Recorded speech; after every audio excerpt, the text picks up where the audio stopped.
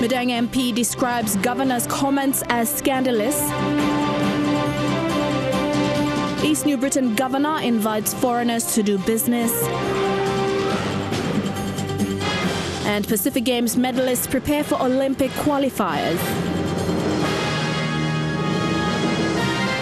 This is National MTV News with Helen Sayer. Good evening and thanks for joining us for Saturday's news. Parliament sessions are meant to air grievances and debate. However, yesterday's session turned sour when Governor for Madang Peter Yama expressed outrage at Madang MP and Police Minister Brian Kramer. He questioned Kramer's nationality and citizenship and the use of his discretion as police minister to send police to serve the governor a letter from the police commissioner in the precinct of Parliament House.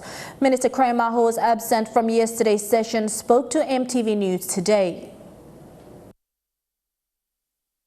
Things took a sideways turn when Madang Governor Peter Yama stood to direct his questions without notice to Deputy Prime Minister and Attorney General Davis Stephen regarding the procedures in place for police serving letters to MPs in the precinct of Parliament. I want the Attorney General to give us a background of how indictable offence of a case related to election petition under the organic law happened to become a criminal issue, and the policeman is chasing after me. One, can I need some clearance on this, Deputy Prime Minister? Secondly, is it right for the policeman to come into the precinct of the Parliament to accept documents and invitation to the Police Commissioner's office? Further extending alleged accusations during his question without notice that Minister Kramer was using his discretion as police minister to manipulate standard policing procedures for serving letters to politicians. He was not seen yesterday here for 2.5 hours, 3 hours. Now today he's not here. He's still getting the policemen organizing out there. You know, if this is going to be a police commissioner exercising the work of the police commissioner, on Monday when I went down, the police commissioner and the director of the crimes gave me assurance with my lawyer that nothing will happen on Monday. On Wednesday, and I'm in Parliament, here, minister walking out of his Parliament, next I see the policeman waiting for me. And my boy chased him to the police headquarters. He was in police headquarters by police ministers, was with the commissioner for 1 hour. Honourable Governor. My question is this. I have already asked the two questions to the Minister. Yeah, and the final question is this. Your question. Deputy Speaker and Prime Minister to take note. Do you realize that this man is the most dangerous man? Additionally, claiming that Kramer was corrupt and questioned his nationality and citizenship in PNG, further creating a heated debate. But I'm speaking about this young fellow here in the Parliament. I have evidence to prove, beyond reasonable doubt, that he is most dangerous because he's not from this country. But with the absence of the police minister, other MPs and governors came to swerve off Governor Yama's accusations to defend Kramer, asking the Deputy Speaker to urge Governor Yama to withdraw his statement of Kramer's nationality. To maintain parliamentary decorum, could you ask the good governor to withdraw?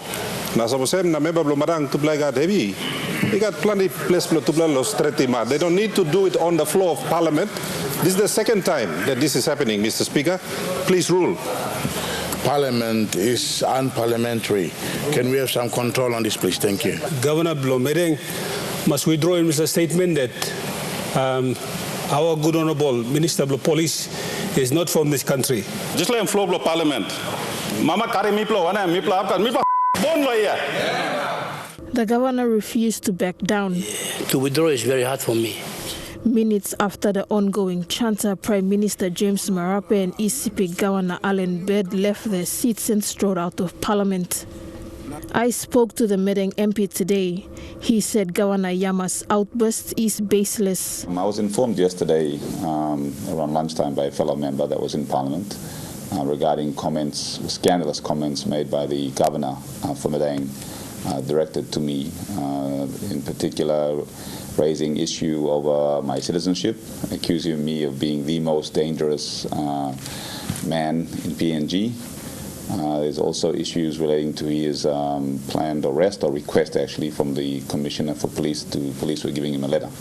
On the issue of my citizenship, I'm happy to produce my birth certificate to confirm that I was in fact born in Madang, PNG, and confirming without doubt of my citizenship.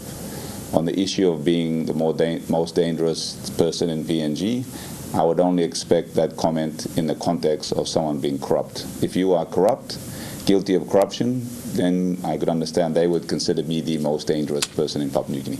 Explaining the reason why police had tried to serve the governor a letter of invitation to come in for police questioning regarding a case dating back to 2017. So I understand Mr. Yama, rather than accept the letter, reversed back and hid in Parliament precinct to avoid receiving a letter.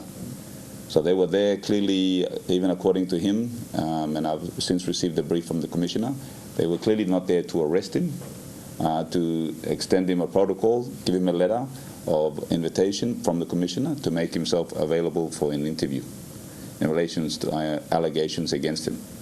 Minister Kramer clarified further that the delivery of the letter by police that was supposedly served to Governor Yama does not go against policing procedures in serving MP's letter in Parliament unless it was served during a Parliament session, which is deemed wrongful. There is statute under privileges in law that state that no member of Parliament will be served a warrant or a civil summons while Parliament is in session.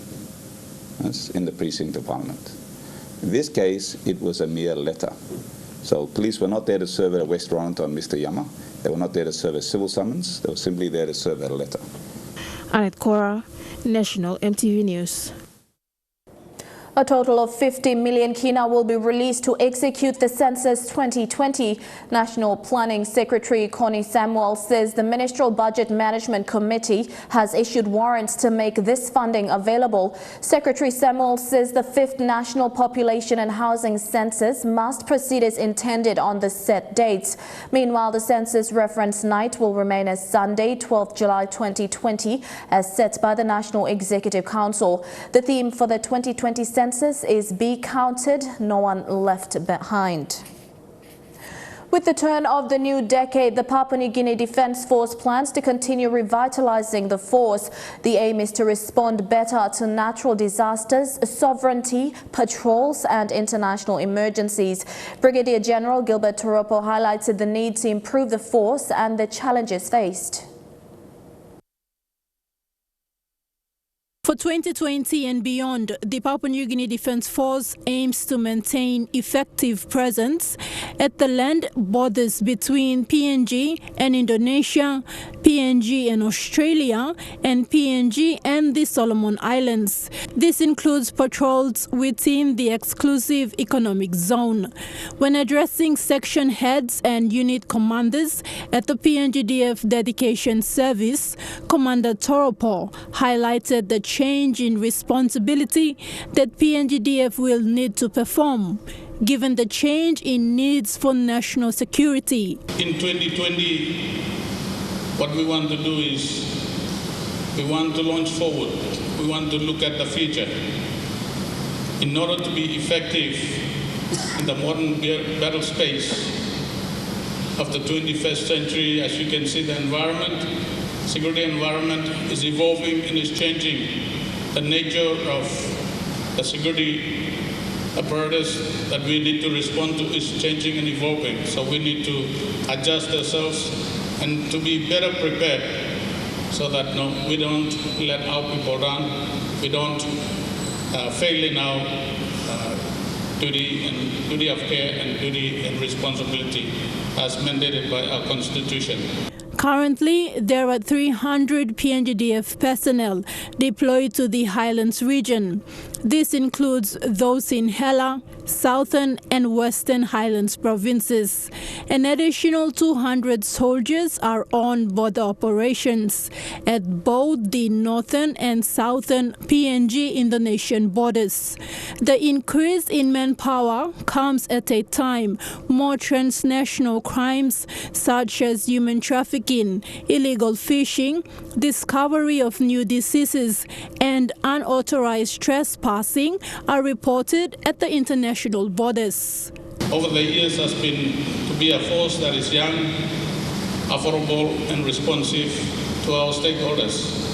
But we have readjusted to suit our vision going forward in 2030, and that is to develop a modern force that is efficient and effective to protect the growth and prosperity of PNG. What are we doing up in Heights? Protecting an LNG security, and that is the growth of PNG's prosperity. It is a multinational company, and as you will continue to see, the security environment that we operate in will continue to demand that we respond more internally as well as our sovereignty protection, our huge EEZ, the maritime security requirements, 820 kilometers of land border between PNG and Indonesia, effective presence along the border. We want to have an effective presence in our EEZ so that illegal activities in our maritime environment and illegal activities along our PNG Indonesian land border is effectively controlled as we build up our capabilities. Thekla Gunga, National MTV News. Among stories after the break, East New Britain Governor Nakikus Konga wants fair business for locals and foreigners in his province. Details after the break.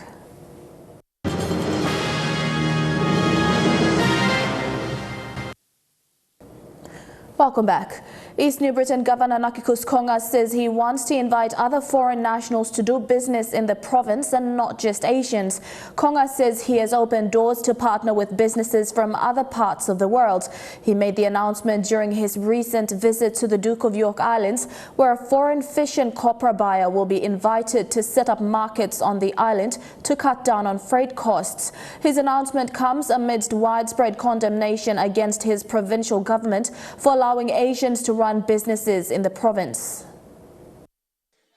The East New Britain provincial government has received a public backlash for an influx of Asian-owned small businesses. The anger is being channeled to social media. On Facebook, people are venting their frustrations, some posting discriminatory comments in relation to what they're calling an Asian influx. They are also criticizing the provincial government over the lack of control. East New Britain Governor Nakikus Konga has responded, stating he will allow for more participation not only by people of Asian origin but other foreign nationals and their businesses. I will grow Kakapo city, the fourth city in Papua New Guinea, to become a friendly cosmopolitan city. During a recent visit to the Duke of York Islands, Governor Konga told those who gathered that he will change the way things are done currently. The quote, Asian domination will be challenged when other foreign-owned businesses will be invited to do business in the province. And for a start, Konga says a new copra and fishing market will be set up on the Duke of York Island that will focus on large-scale copra and fish market. You know, looking more Chinese is all over. I'm willing to take some Europeans, some Japanese, they come inside. Meanwhile, Governor Konga has sent a strong message to his countrymen and women to engage in growing the local economy. This means participating not only in big enterprises, but through the small to medium-type businesses, a challenging move that is expected to be established in a predominated Asian business circle. Edwin Fidelis, National MTV News, Kakapo. Women in Karukuhiri district of Central will now access banking services at their doorstep. This follows the launch of the Mama Bank services and opening of 124 accounts for local women.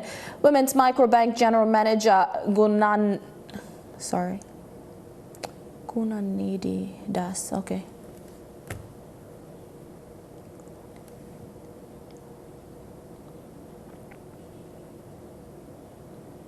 Women in Karukuhiri district of Central will now access banking services at their doorstep. This follows the launch of the Mama Bank services and opening of 124 accounts for local women.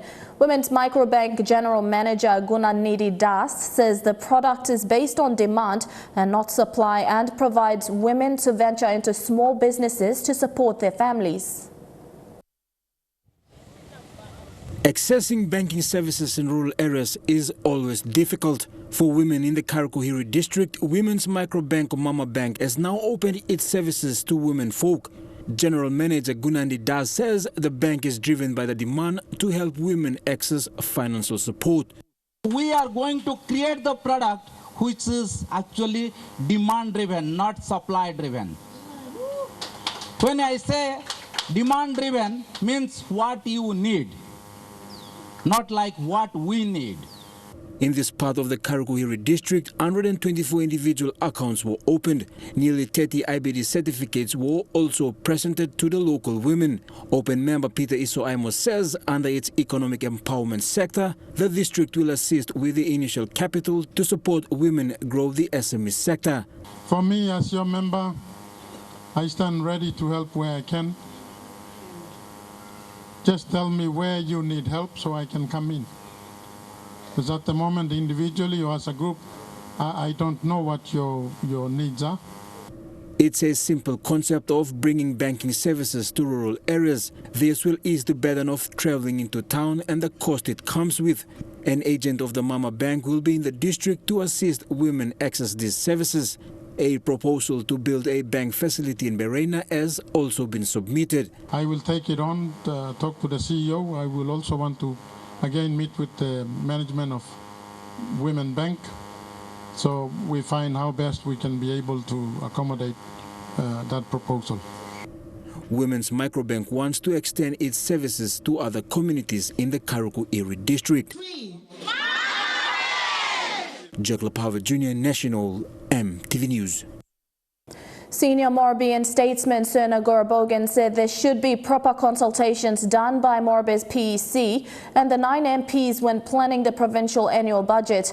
This follows Lay MP John Rosso's disappointment in this year's provincial budget allocation of 9.5 million kina to Lay.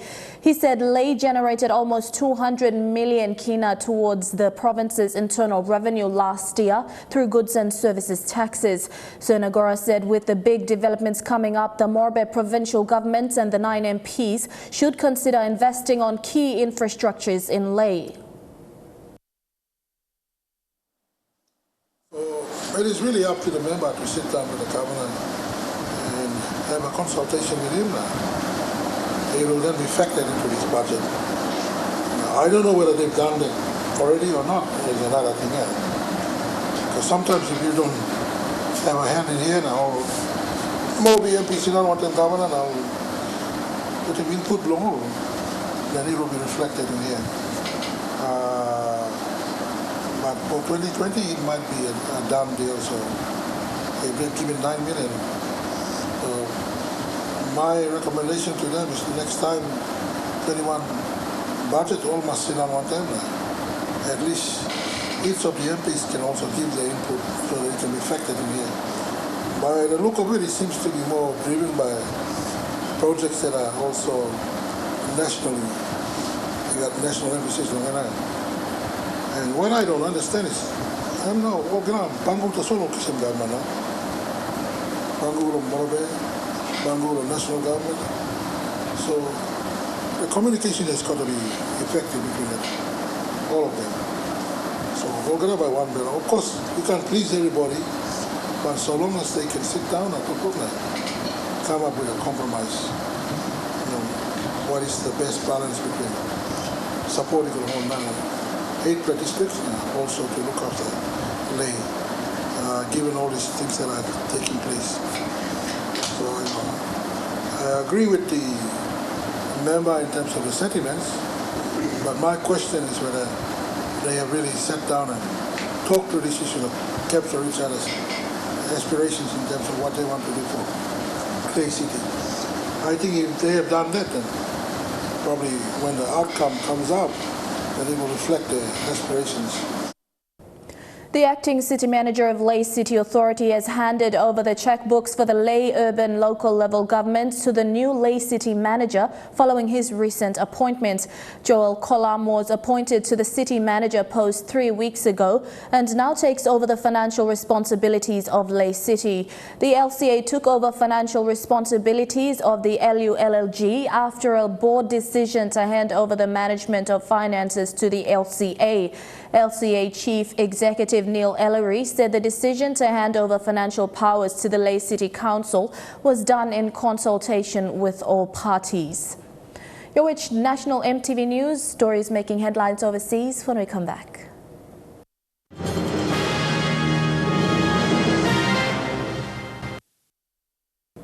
Welcome back to the news. Turning overseas, fears are growing over the disappearance of a Chinese citizen journalist who had been reporting from the heart of the coronavirus outbreak in Wuhan. He went missing on the same day as the doctor who tried to warn others about the virus died, causing a massive public outcry.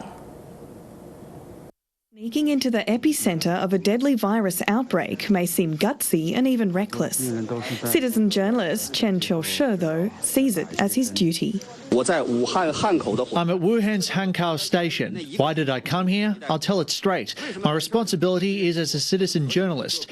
What sort of journalist are you if you don't dare rush to the front line in a disaster? The former lawyer turned video blogger has clashed with authorities over issues of human rights and freedom of expression, most recently after posting videos of pro-democracy protests in Hong Kong. But friends and family are worried that this time he may have gone too far. After continually posting videos and images for weeks showing a health system struggling to cope with the coronavirus, his social media accounts have gone quiet. Friends reporting he'd been forcibly quarantined despite being apparently healthy. An appeal for help has been posted on his Twitter account, saying relatives are deeply worried and begging people to spread the news and support him. A video apparently from his mother echoed this, calling on netizens to help find her son. The Chinese government released a new directive about how to handling the new coronavirus outbreak. Now, obviously, Chen Qiushi's videos is not positive enough for the government, so there has been a lot of crackdown on unofficial reports since that directive, and I think Chen's detention is part of that crackdown. Prior to his disappearance, Mr. Chen's anxiety was clear. I'm afraid. In front of me is the virus and behind me is the legal and administrative power of China. As long as I live in this city, I will continue to report. I'm not even scared of death. You think I'm afraid of the Communist Party? His case has been likened to that of a young doctor who tried to sound an early warning about the virus. He later died of the disease, prompting an unusual outpouring of grief and anger on social media and calls for freedom of speech. So after the SARS outbreak, the government has promised more transparency in future crises. The coronavirus epidemic is affecting airline operations as well. The vast majority are the reduced or suspended flights to China. Cathay Pacific has not only cut flights but is asking all employees to take unpaid leave. The airline was already reeling from the fallout of uncertainty in Hong Kong because of the anti-government protests. Now many employees are worried a layoff could soon be next. Cathay Pacific would like to take you on a tour of Asia. Frequent flyers of Cathay Pacific may love or loathe the classic ads from decades ago, promoting award-winning service and gorgeous flight attendants from, and I quote, 10 Asian lands. Today, this Hong Kong-born flight attendant has an expression you cannot see. She wears a mask during the outbreak and to protect her identity as she speaks frankly about keeping her job using the pseudonym Emily. Worrying that there might be redundancy or even, redundancy is the worst. Emily has been a Cathay cabin crew member for 7 years. She enjoys her job, but fears for the future. Cathay usually flies about 34 million passengers every year, serving over 200 cities around the world from its hub at Hong Kong International Airport. The outbreak has hammered Cathay Pacific and the global airline industry as passengers cancel their travel plans and governments impose travel restrictions against recent visitors to mainland China. Analysts say the industry could get hit harder than SARS, which cost global airlines $7 billion. The collapse in passenger numbers has forced Cathay to slash flights worldwide by 30% and flights to mainland China by a whopping 90%. Cathay initially took a neutral stance as the protests began. Then Chinese state media slammed the airline's workers for taking part in what it called illegal demonstrations. Beijing banned any Cathay staff involved in the protests from flying into China. Cathay's former CEO and chief commercial officer resigned, and a culture of fear took hold as the airline cracked down on staff involved in the demonstrations. Workers tell CNN many were fired. Cathay says dismissals were all made within regulations. Yet despite all the turmoil, analysts say the airline's long-term prospects are positive. They are the major airline in one of the great hubs of the world. So while they'll take a battering, they will bounce back. In SARS, they laid off staff when they had a 40% cut in capacity over about an 8-week period. Then in 2009, when the global financial crisis hit, again, they asked 17,000 staff to take 4 weeks unpaid leave. So it's not unusual for Cathay. But as the current outbreak drags on, businesses are struggling to deal with the financial turbulence caused by the coronavirus. Cathay is asking its 27,000 employees to take 3 weeks off without pay, without mention of layoffs. In a statement, the airline says, in view of the novel coronavirus outbreak and also significant drop in market demand, we announced massive capacity cuts. Preserving cash is the key to protecting our business. Emily says she will take the offer, fearing she could be let go. I'm afraid if I don't participate, or if not enough people participating in it, there might be more measures to be put in place in order to use the management terms, preserving cash. Back in the day, Cathay Pacific promised an experience for its passengers to arrive in better shape. It's a message the iconic airline needs now more than ever as Hong Kong struggles with uncertainty. Concerns have been raised over Boeing 737 MAX. This ABC report addresses the safety standards following incidents and fatal crashes. Well, I think that these safety incidents just speak to the broader concerns that Mr Pearson has outlined were taking place at the Renton factory in Seattle in 2017 and 18. Now, these instances, which occurred on 13 different planes, weren't related to the anti-stall software MCAS, which of course has been blamed, at least in part, for those 2 fatal crashes. And that's exactly Mr Pearson's point, that they point to broader production problems that were being experienced at the factory. Now, we've heard him go through concerns related to a fatigued workforce, that work was being completed out of sequence, which it simply means that it was being completed in the order that it wasn't meant to be completed in. And he's also spoken about employees doing tasks that they simply weren't trained for, all in the rush to get planes out the door and to customers. So I think that what this really points to is a broader cultural problem, which critics would argue is taking place at Boeing in its attempts to compete with its rival Airbus, which of course got a head start on its new class of plane, which was designed to cost less to run by using less fuel. So Mr Pearson has of course taken these concerns to Boeing and also the Federal Aviation Administration authorities here. He believes he was stonewalled at many different parts of the process, which is what really motivated him to do his own digging and find these additional instances, which he believes is proof that there were broader production problems at the Boeing factory, and he believes that the public should be aware of them. And it's probably also important to note that Mr Pearson isn't the only former employee to raise these types of production concerns in the public. In recent months, we've heard from a number of different former employees who have also raised production-related issues at different Boeing factories that were building different planes. The simple fact that Boeing hasn't yet managed to find a fix to that software problem that led to those 2 fatal crashes just highlights the gravity of the problem here. Of course, Boeing says that it's working very hard to fix it, but it's now been grounded for 11 months with no solution. And the Federal Aviation Administration here is, of course, not This process. They're saying that the plane will remain grounded for as long as it needs to. But as long as this process continues to drag on, it is continuing to have an economic impact, not just on Boeing, which has recently revealed that this has cost it some $28 billion, but it's also having a fairly significant flow-on effect to its network of suppliers. We travelled to Seattle to speak to local companies on the ground who supply parts to the Boeing company.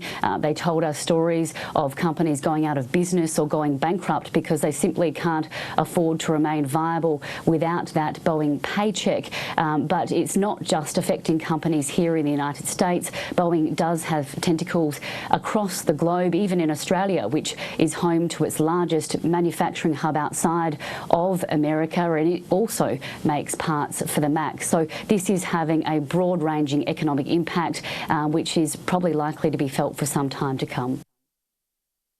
Sports is next. All the details after the break.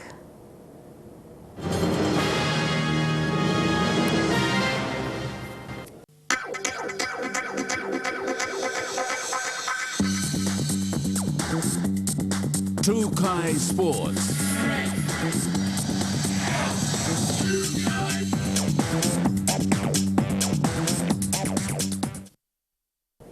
Welcome to Trukai Sports. Pacific Games gold medalist Flora Loga is preparing for the Olympic qualifiers in boxing. Her gold medal win at the 2019 Pacific Games in Samoa was a memorable experience, as it was also her first international bout. Another fellow athlete is Arthur Ray, a silver medalist at the Games. Both will travel to Jordan in the Middle East at the end of February. Godwin Eki reports. Pacific Games gold medalist Flora Loga is the only female